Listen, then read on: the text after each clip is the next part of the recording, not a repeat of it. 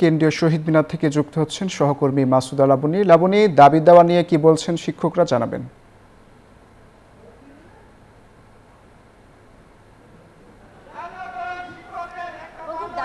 না মানা পর্যন্ত তাদের যে অবস্থান কর্মসূচি, সেই অবস্থান কর্মসূচিতে অনড় অবস্থানে আছেন শিক্ষকরা। এবং এখানে বিকাল 4টার দিকে মুখে কালো কাপড় বেঁধে কর্মসূচি পালন করেছেন, যেটি নাম দিয়েছেন তারা চুপ কর্মসূচি।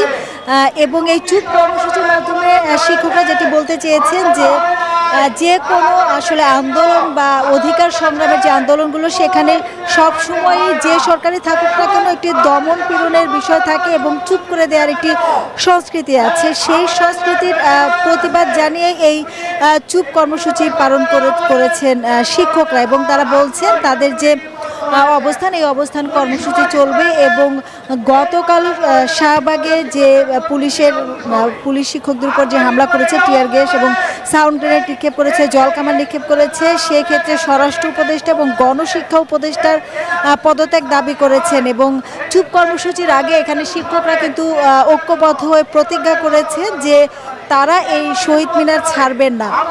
এছাড়া কিন্তু সারা দেশেই যে 65,000-এর মতো প্রাথমিক বিদ্যালয়ে কর্মবিরতি চলছে, যদিও এই কর্মবিরতি আগামী 15 নভেম্বর থেকে শুরু হওয়ার কথা ছিল, কিন্তু গতকালকে শাহবাগে যে হামলা হয়, সেই হামলার কারণে আজকে থেকেই কর্মবিরতি চলছে। এখন পর্যন্ত নতুন কোনো কর্মসূচি আসেনি। যদি নতুন কোনো কর্মসূচি আসে তবে অবশ্যই আপনার মাধ্যমে দর্শকদের জানাবো।